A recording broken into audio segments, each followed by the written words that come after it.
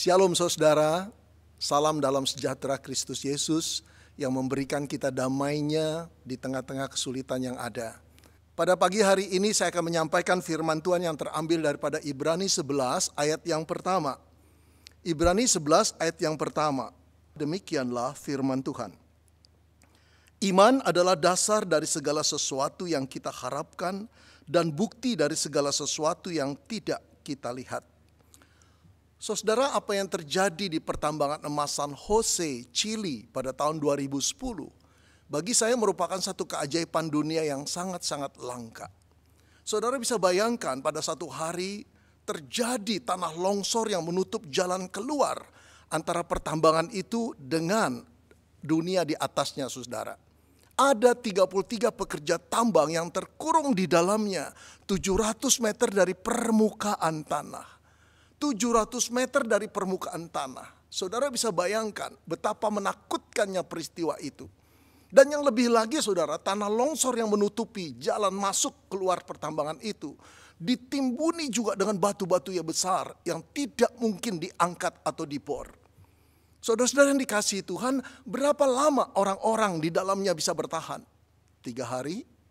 7 hari? Saudara-saudara, pada hari yang ke-14 tim evakuasi sudah ingin berhenti.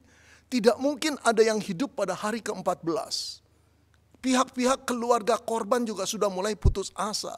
Tetapi yang luar biasa saudara, Menteri Pertambangan Chili tetap menyuruh tim evakuasi untuk mengebor batu-batu yang besar itu.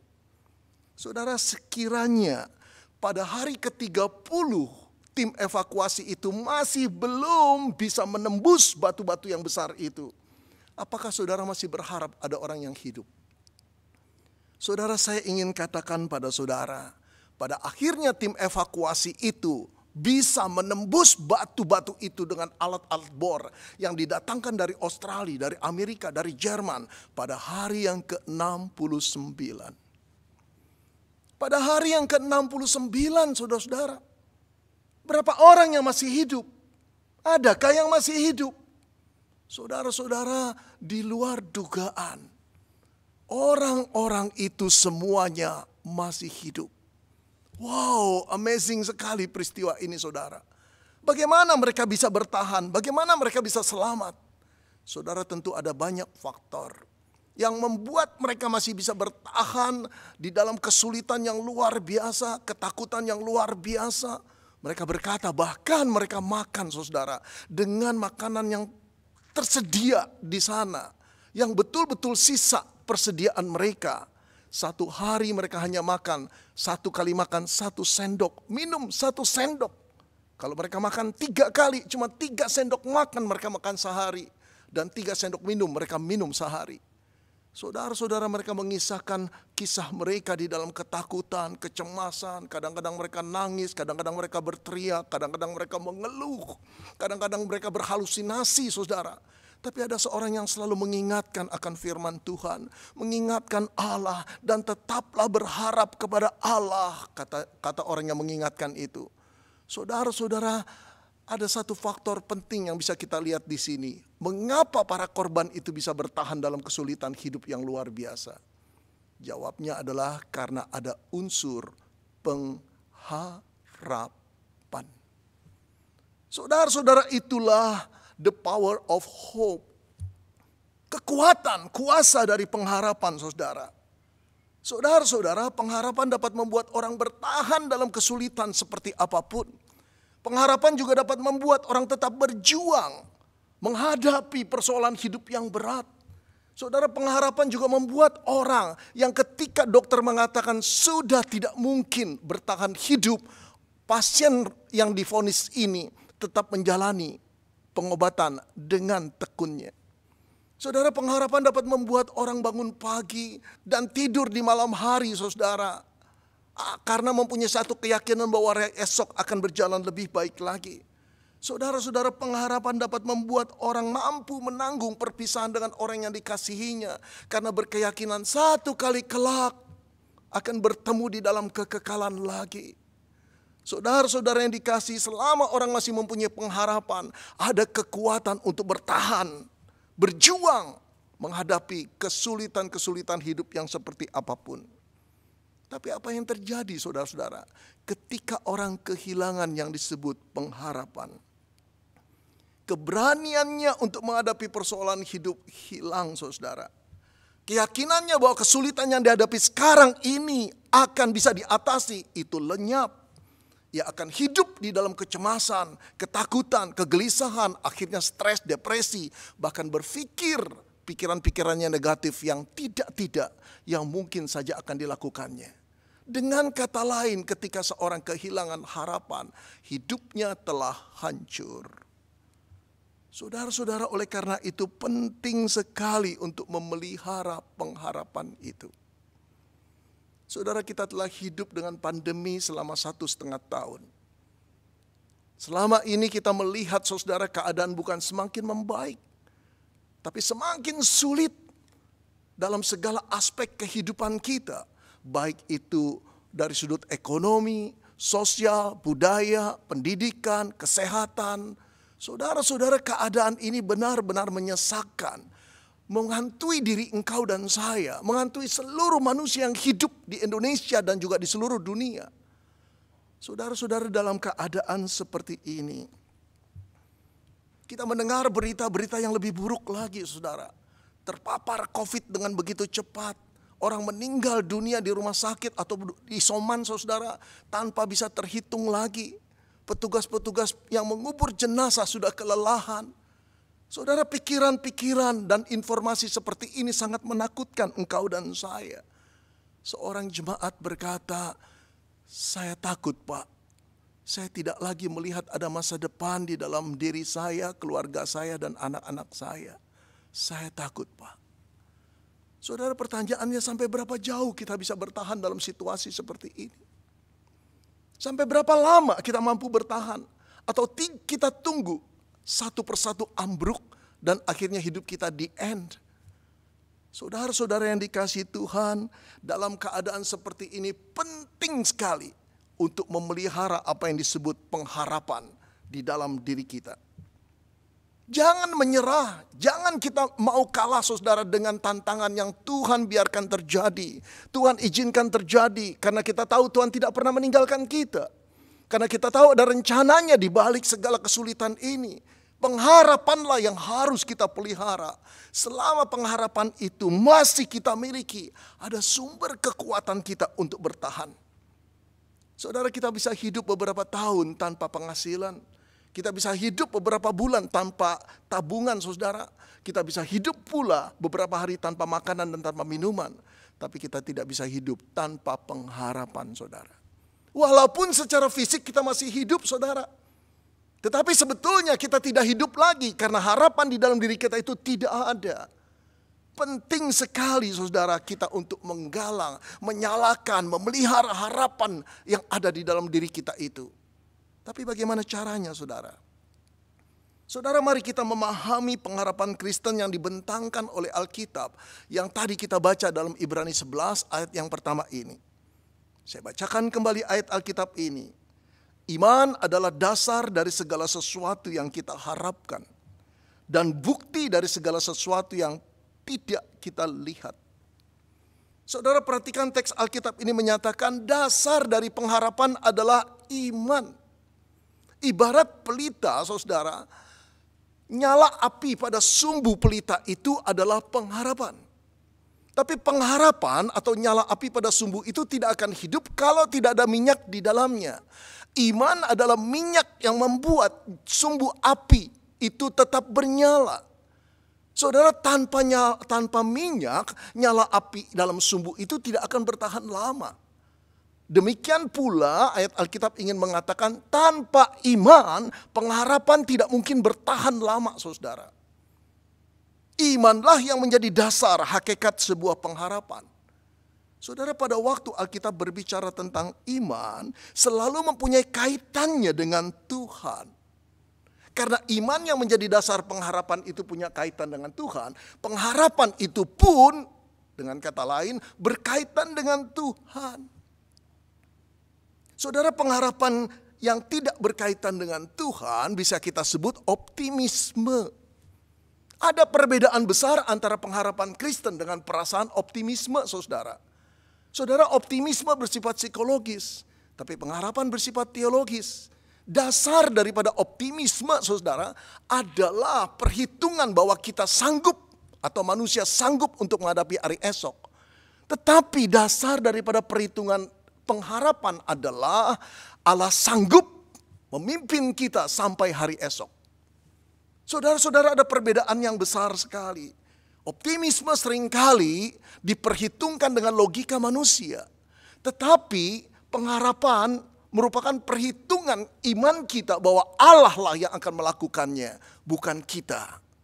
Saudara-saudara, dasar dari pengharapan adalah iman di dalam Tuhan. Jadi pengharapan Kristen, saudara-saudara, sebagaimana iman Kristen selalu punya kaitan dengan Allah, dengan Tuhan. Mari kita dalami lagi, saudara. Iman selalu berkaitan dengan Tuhan dalam dua hal. Yang pertama, iman timbul dari pengenalan kita akan Tuhan. Saudara, seorang hanya bisa beriman kalau dia mengenal Tuhan. Tapi dari mana dia bisa mengenal Tuhan? Dari informasi yang benar tentang Tuhan. Informasi tentang Tuhan yang benar dan bisa dipercaya itu dapat dari mana? Jawabnya adalah dari Alkitab. Satu-satunya sumber yang bisa dipercaya dan benar, Alkitab. Saudara, Alkitab adalah firman Tuhan. Alkitab adalah buku sejarah tentang Tuhan. Saudara-saudara, dari Alkitablah kita tahu siapa Allah, apa yang dilakukannya, apa yang dikatakannya, bagaimana hukum-hukumnya dan bagaimana janjinya, sehingga kita mengenal tentang Allah dari Alkitab. Saudara, dari Alkitablah kita tahu bahwa Allah adalah pencipta alam semesta, Allah pencipta dunia, Allah pencipta manusia, Allah pencipta engkau dan saya. Saudara, dari Alkitablah kita tahu bahwa Allah itu Maha Pengasih. Ia bukan pribadi yang jahat, semena-mena, diktator, menekan dan tidak adil. Tapi dia adalah Tuhan dari segala ciptaannya, Bapa dari segala anak-anaknya. Di dalam dialah kita tahu bahwa kita dikasihi sampai ia memberikan putra tunggalnya untuk mati menebus dosamu dan dosaku. Saudara, dari Alkitablah kita tahu bahwa Allah itu Allah yang maha kuasa. Bukan cuma dia menciptakan dunia hanya dengan berfirman saja, tetapi dia juga mampu, saudara, membelah lautan, meredakan angin ribut, menyembuhkan orang sakit, dan juga membangkitkan orang mati. Dari Alkitablah kita tahu Allah Maha Kuasa. Allah, saudara, Allah yang Maha Kuasa itu sanggup melakukan hal-hal yang mustahil dilakukan bagi manusia tanpa kesulitan sedikit pun. Saudara, dari Alkitablah kita tahu bahwa jalan keselamatan yang kekal itu hanya terletak pada satu pribadi yang bernama Yesus. Barang siapa yang percaya kepadanya tidak akan binasa. Saudara, dari Alkitablah kita mengenal Allah. Semua tentang Allah kita tahu dari Alkitab. Pengetahuan tentang Allah yang semakin banyak yang kita dapat dari Alkitab, itu akan menimbulkan iman. Iman yang bertumbuh menimbulkan pengharapan. Pengharapan kita terus akan bercahaya. Pengharapan itulah yang membuat kita kuat menghadapi segala pencobaan, segala kesulitan yang mampu membuat kita bertahan di dalam keadaan yang sulit seperti apapun. Saudara-saudara yang dikasihi Tuhan, dalam masa-masa kehidupan yang menakutkan belakangan ini, kita harus tetap menyalakan api pengharapan dalam diri kita. Dengan cara apa, saudara? Dengan membiarkan iman kita bertumbuh. Dengan cara apa membuat iman kita bertumbuh? Dengan membaca firman Tuhan. Oh saudara, ada banyak anak Tuhan yang keliru dalam bertindak, dalam memutuskan. Di dalam keadaan yang sulit, yang menekan jiwa, banyak anak-anak Tuhan justru menghilangkan waktu mereka untuk membaca firman Tuhan. Saudara-saudara, work from home memberi kesempatan kita untuk berkumpul dengan keluarga kita lebih banyak. Tapi juga memberi kesempatan kita untuk bersatu lebih banyak. Di mana ada hak istimewa selama ini? Selama ini kita sibuk dengan studi kita. Selama itu kita sibuk dengan kegiatan kita, dengan bisnis kita. Tapi saat pandemi ini semua orang mulai mengurangi atau dikurangi aktivitasnya. Inilah kesempatan untuk mengenal Tuhan. Tapi ada banyak anak Tuhan, saudara, yang melakukan sesuatu yang terbalik. Ditinggalkannya firman Tuhan, terkurung di dalam kesulitan, menjadi apatislah mereka. Saudara, firman Tuhan merupakan sumber kekuatan kita, yang menimbulkan iman dan pengharapan kita. Saudara, ada banyak anak Tuhan juga di tengah-tengah kebosanan mereka akan pandemi. Mereka justru meninggalkan, menjauhkan kebaktian-kebaktian, ibadah-ibadah yang diadakan di gereja-gereja. Saudara, Ibrani 10 ayat 25 mengatakan, janganlah kita menjauhi diri dari pertemuan-pertemuan ibadah, seperti yang dibiasakan oleh beberapa orang. Tetapi marilah kita saling menasehati dan semakin giat melakukannya menjelang hari Tuhan yang mendekat. Saudara-saudara, jangan lakukan kita menjauhkan diri dari ibadah. Mungkin saudara berkata, enggak enak Pak ibadah online. Enggak enak ibadah nontonin HP, nontonin gadget, nontonin laptop. Atau televisi rame-rame seperti itu. Oh saudara-saudara, saya mengakui ibadah online itu tidak nyaman seperti ibadah yang onsite. Saya mengalami. Tapi saya dengan istri mendisiplin diri untuk tetap beribadah, saudara. Untuk tetap, walaupun saya harus akui tidak terlalu nyaman.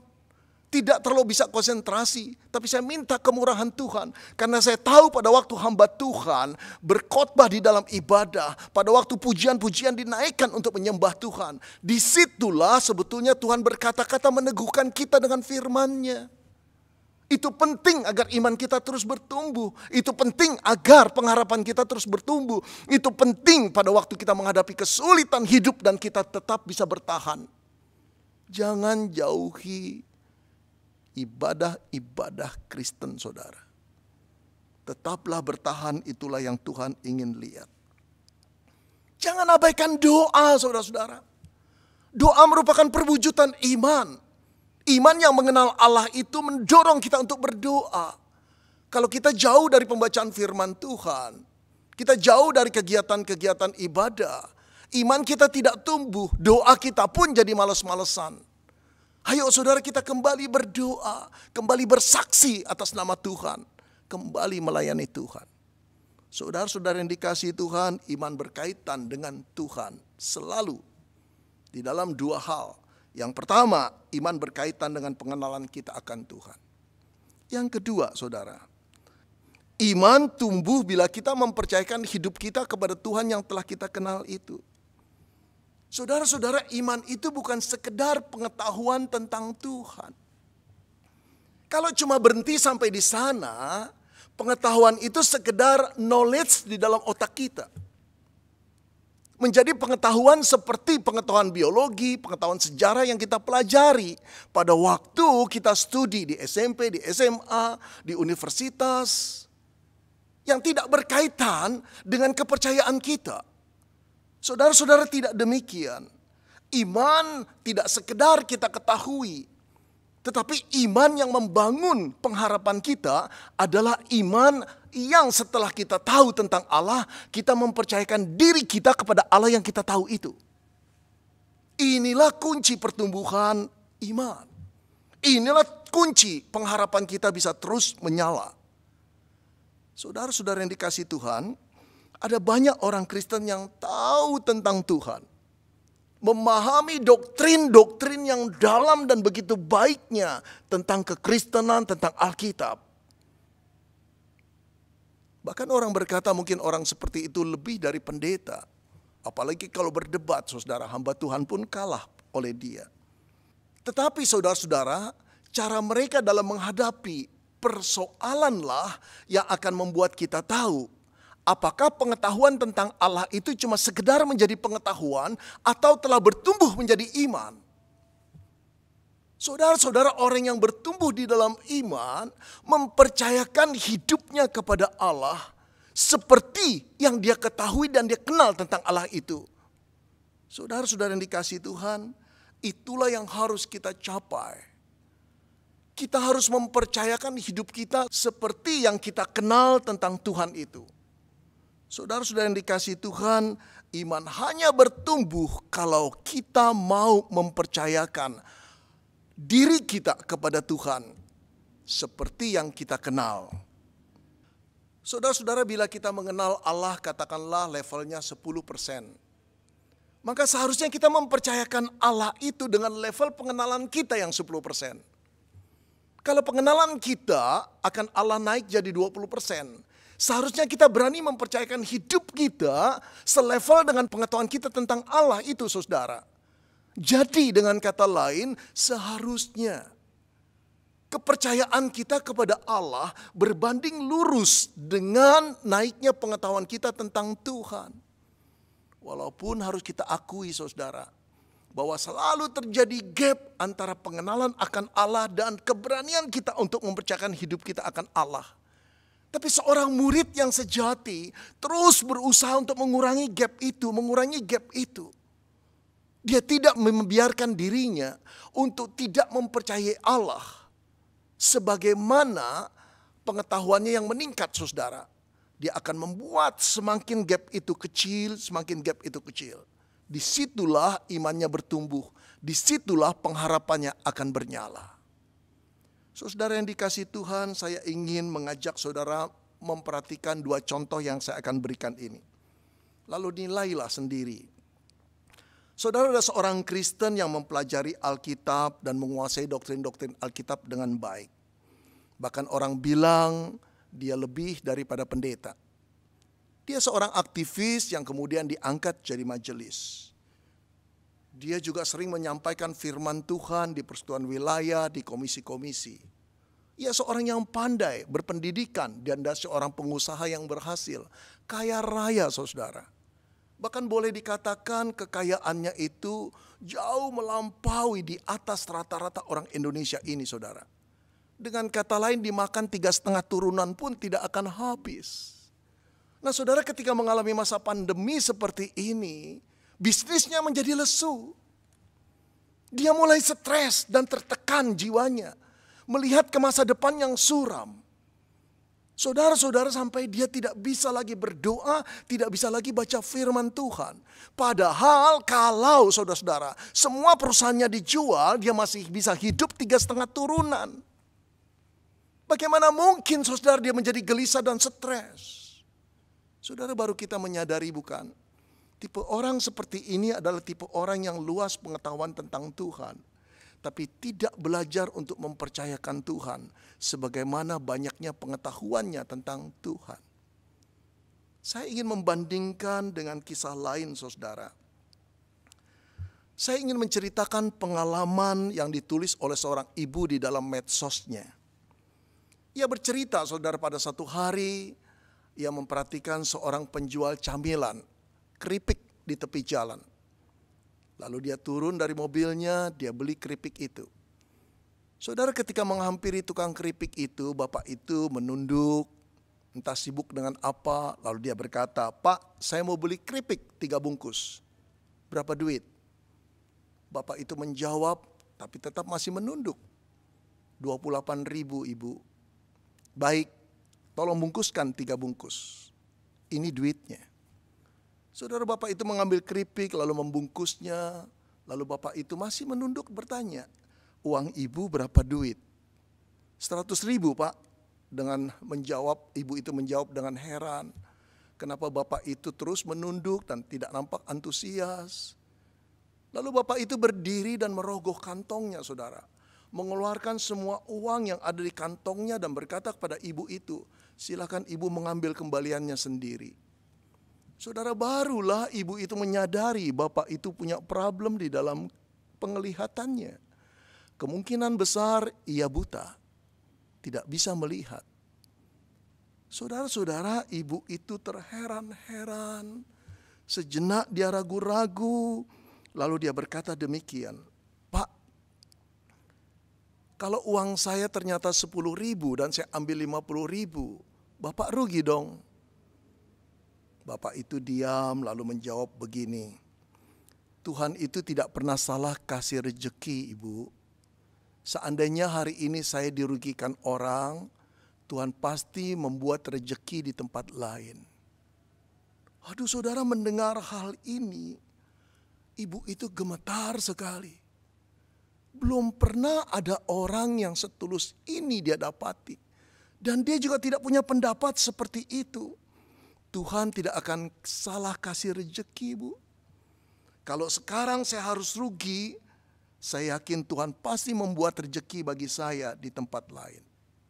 Lalu Bapak itu meneruskan, hidup ini bukan soal tentang untung dan rugi, Ibu. Tapi belajar tentang sabar dan ketulusan ikhlas kepada Tuhan.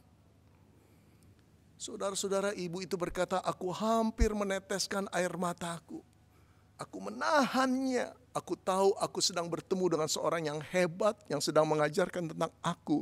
Apa artinya mempercayakan diri kepada Tuhan. Saudara, setelah dibungkus, setelah ibu itu mengambilnya, lalu ibu itu berkata, Bu, sudah ambil kembaliannya? Pak, kembaliannya merupakan rezeki Bapak dari Tuhan. Ambillah. Saudara, Bapak itu tersenyum lalu mengatakan, terima kasih Ibu. Saudara, di akhir kisahnya ibu itu menulis, aku tersadar dan berkata kepada Tuhan, ya Tuhan, ampuni aku, maafkan aku, kegelisahanku tentang kesulitan hidup keuangan saat ini. Aku tidak pernah mempercayakan Engkau bahwa ada rezeki lain yang Tuhan siapkan. Kalau rezeki yang satu tidak kudapatkan. Saudara-saudara yang dikasihi Tuhan, itu satu pelajaran yang berharga sekali di dalam hidup ibu itu. Tapi juga pada diri pembaca termasuk saya. Bagaimana seorang yang buta, seorang bapak yang mungkin saudara tidak punya penghasilan yang besar bisa percaya kepada Allah. Bahwa hidup ini bukan cuma tentang untung rugi. Tapi belajar tentang ketulusan, keikhlasan, kepercayaan bahwa Tuhan memimpin hidup kita. Saudara-saudara yang dikasihi Tuhan, inilah iman. Mengenal Tuhan dan mempercayakannya. Inilah iman. Mengenal Tuhan dan mempraktekannya. Inilah iman yang akan membangkitkan pengharapan kita. Karena iman itu telah diuji dengan kepercayaan kita. Mempraktikkan apa yang kita tahu tentang Allah. Saudara-saudara yang dikasihi Tuhan, kita tidak akan menjadi orang yang kokoh. Yang berani menghadapi persoalan kalau kita tidak punya pengharapan. Tapi kita tidak mungkin menjadi orang yang punya pengharapan yang menyala-nyala seperti sinar api yang tidak pernah padam. Kalau kita tidak memelihara iman kita. Kita tidak mungkin memelihara iman kita menjadi iman yang bertumbuh. Kalau kita tidak mau mempraktekkan, mempercayakan hidup kita pada Allah yang telah kita kenal dari Alkitab. Dari firman-Nya. Tetapi orang yang mempraktekkan itu saudara akan mempunyai kekuatan. Akan mempunyai daya tahan, akan mempunyai daya juang dalam keadaan seperti apapun. Seperti firman Tuhan yang ditulis melalui tangan Yesaya saudara. Pasal 40 ayat 31 yang berkata demikian. Tetapi orang-orang yang menanti-nantikan Tuhan mendapat kekuatan baru. Mereka seumpama raja wali yang terbang tinggi dengan kekuatan sayapnya. Mereka berlari dan tidak menjadi lesu. Dan mereka berjalan tidak menjadi lelah. Orang-orang yang menanti-nantikan Tuhan. Itu berarti orang yang selalu berharap kepada Tuhan setiap waktu. Yang melihat Tuhan sebagai sumber kekuatannya. Diberi kekuatan baru yang digambarkan seperti Raja Wali. Saudara, hanya burung Raja Wali yang bisa terbang di tengah-tengah badai. Hanya burung Raja Wali yang berani menghadapi badai yang begitu dahsyatnya. Dengan cara apa saudara? Ketika badai itu datang dia mengepakkan sayapnya. Naik ke tempat lebih tinggi di atas. Jauh di atas daripada ketinggian badai itu. Dan dia akan turun saat badai itu reda. Sebagai pemenang bukan pecundang. Saudara, di mana kekuatan seorang Kristen yang seperti Raja Wali ketika dia berharap kepada Tuhan. Ketika dia mempunyai iman yang bertumbuh. Ketika dia berani mempercayakan kepada Tuhan. Selangkah demi selangkah apa yang dia percaya kepada Tuhan. Yang dia kenal tentang Tuhan. Saudara-saudara, dalam Kristuslah kita dikuatkan. Dalam Kristuslah kita diteguhkan. karena Dia telah mati untuk kita, karena Dia telah menebus kita, karena kita telah dijadikan anak-anaknya, dan karena kita adalah biji mata yang disayanginya. Dia tidak akan pernah meninggalkan engkau dan saya. Saudara, pada waktu Kristus hendak dikandung oleh Maria, bukankah malaikat berkata Dia akan disebut Immanuel, Allah yang beserta dengan kita. Saudara-saudara, pada waktu Tuhan Yesus hendak naik ke surga, bukankah Dia berkata, aku akan menyertai engkau senantiasa. Saudara, keadaan boleh semakin genting, keadaan boleh semakin menakutkan, tetapi pengharapan kita haruslah tetap dipelihara di dalam Kristus Yesus, yang memberi kita kekuatan dan pembaharuan setiap saat. Berharaplah kepada Tuhan. Amin. Mari kita berdoa. Bapa di dalam surga, kami akui seringkali kami takut, seringkali kami bimbang, seringkali kami tidak percaya bahwa Engkau menyertai kami. Padahal kami telah mengenal Engkau begitu dalamnya, begitu lamanya. Tuhan, sekarang kami diajar untuk berani mempercayakan hidup kami kepada Allah yang telah kami kenal. Terima kasih untuk keselamatan yang Engkau berikan di dalam Kristus Yesus. Terima kasih untuk pengenalan yang kami kenal tentang diri-Mu di dalam Kristus Yesus. Sekarang Roh Kudus, bantulah kami untuk mempercayakan hidup kami ke dalam tangan-Mu. Agar iman kami bertumbuh, agar pengharapan kami kembali bernyala-nyala, sehingga selalu ada kekuatan untuk bertahan di tengah-tengah kesulitan. Terima kasih Tuhan, kami percaya Engkaulah Bapa yang mengasihi kami. Engkau tak pernah meninggalkan kami dan tak pernah mencuekkan kami. Tapi Engkau selalu peduli pada kami dan tahu kebutuhan-kebutuhan kami. Terimalah diri kami. Dalam nama Tuhan Yesus kami berdoa. Amin.